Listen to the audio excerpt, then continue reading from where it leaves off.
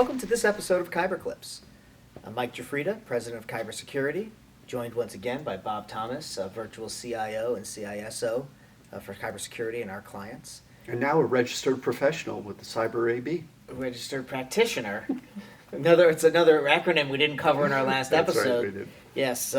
Yes, we are a registered practitioner organization now Right. with the Cyber AB, which is helpful because with the aforementioned July 1st deadline quickly approaching, we have folks coming out of the woodwork looking for some help to try to make sure that they're prepared to be able to continue to take bids, continue to take work, bid on new work, get contracts. Be awarded contracts. Be awarded contracts.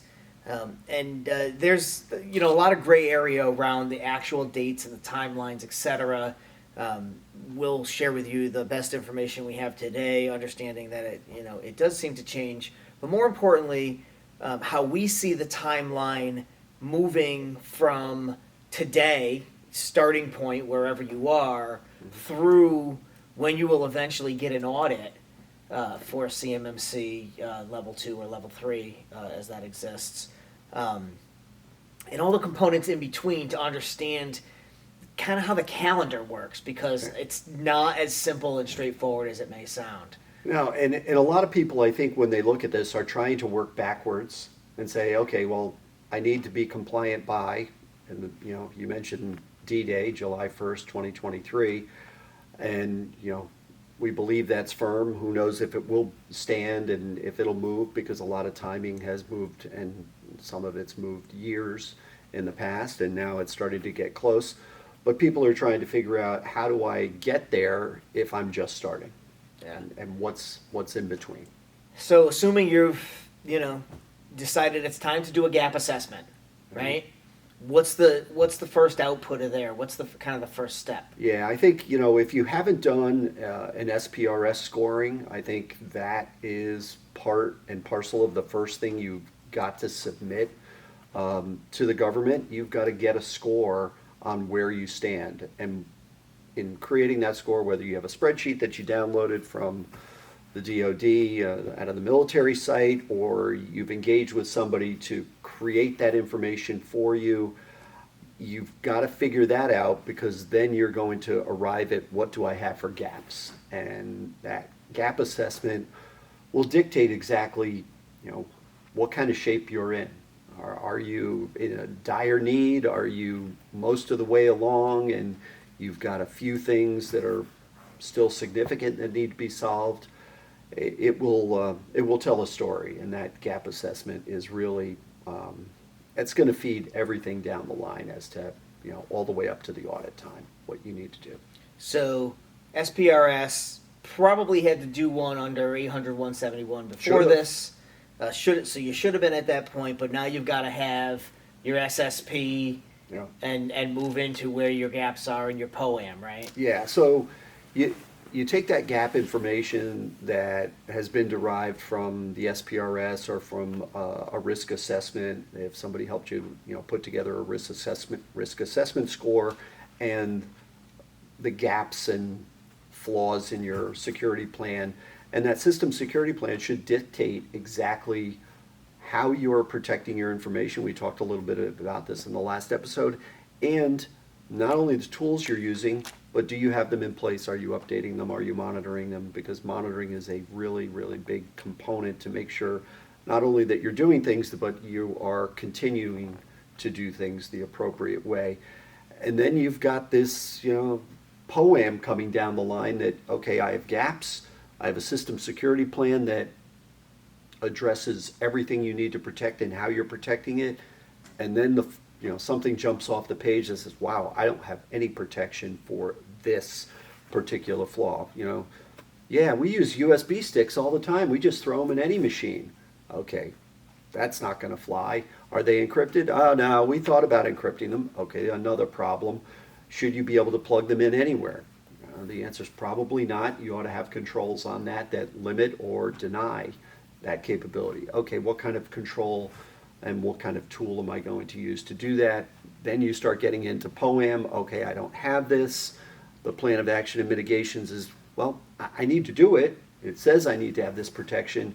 how important is it? How difficult is it? You know, the criticality and the difficulty of doing it play into this.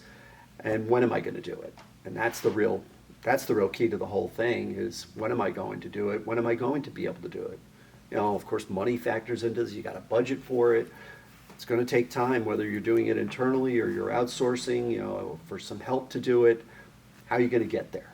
So whatever day that is, and obviously, you know, for an organization that has a lot of gaps, that could be, you know, 6 months, a year. If they don't have the budget, could take longer. Let's say money was no object, got through everything on the POAM, filled all the gaps, however many months that took them, because it's not just about throwing money at it. You've got time to get it in place. I'm ready for an audit, right? I got all my gaps filled. Yeah, I don't think you're ready for an audit, but I think one of the things that a lot of people don't really think about, you know, going down the line and kind of following the bouncing ball, they've got to collect evidence.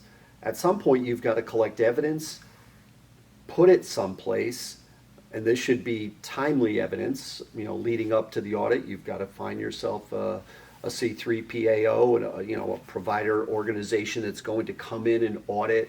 But you know, there's scheduling challenges around that. There's manpower issues around that because there aren't a lot of certified auditors that exist today. There will be, you know, there's dozens coming online every month. But I think you've got to start collecting evidence that you're actually doing what you say you're doing. The auditor walks in, that will be the last item that they ask about in every single category. Show me what you're doing, show me your policy and your procedures. Okay, now prove to me that you've been doing it. And not once. Prove to me over time you've been doing this repetitively. And I think that's... So really operationalizing it within your if you can't within prove your that, ecosystem. if you can't prove that, You can't say I did a vol scan once. right, and I'm I do- done. And I do vulnerability scanning. They want to see a history of having done them at regular periods. How do they know if they will ever have one done again? And I think what they, you know, you talk about a vuln scan, that's a perfect example. A vulnerability scan will tell you, okay, I have these issues on machines, operating systems, applications. It can find all different issues in your environment. Okay, we did another vulnerability scan 3 months later. Well, that's funny. All the same flaws exist. What have you done in 3 months? You know, and it will They made show widgets. up. Yeah, we made a bunch of stuff that we shipped, but we didn't really improve our capabilities and our security. I think that will jump off the page at an auditor because that's what they're going to want to see. They're going to want to see repetition from a scanning standpoint and, of course, a remediation standpoint. That's So really- this is in no way. I mean, I guess at any level, this is not a box checking exercise, but this really even takes it a step further than that to say, not only do you have to say that you've done it, Yeah. it has to be how you do it. It has to be what you do all day, every day. Yeah. It has to show evidence that every user is using multi-factor authentication, that every quarter we do vulnerability scans, that every user has the policies necessary to lock down the data. Every quarter, we do an Active Directory audit to make sure that we don't have active users in our environment set up. Oh, wow, 3 of those people are gone. They haven't been here for a month. Oh, they're still active in your system? That's not good.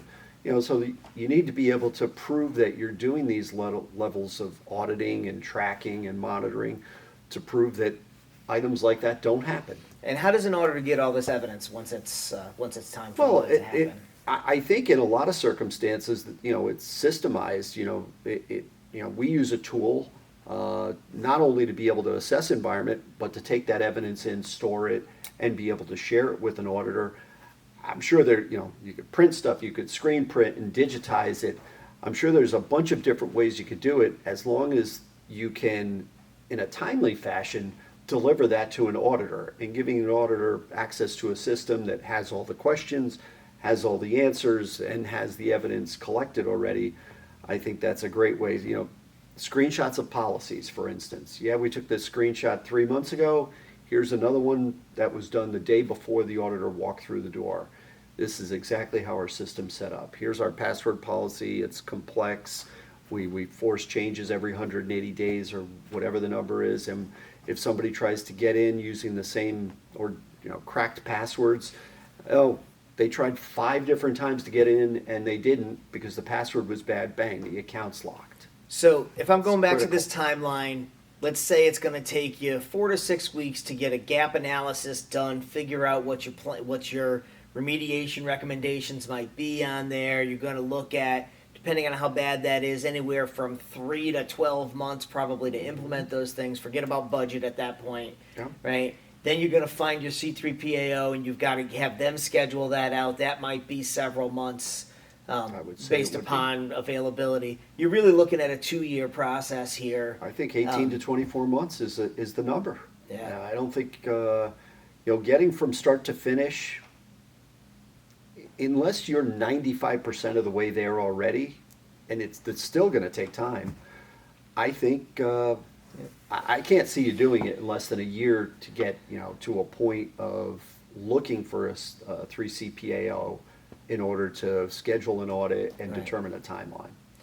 All right, so if you haven't gotten started yet, it's probably time. And hopefully this information was helpful as you get on your journey through CMMC compliance. Thank you, Bob, and Thanks, Mike. thank you for joining us on this episode of Kyber Clips.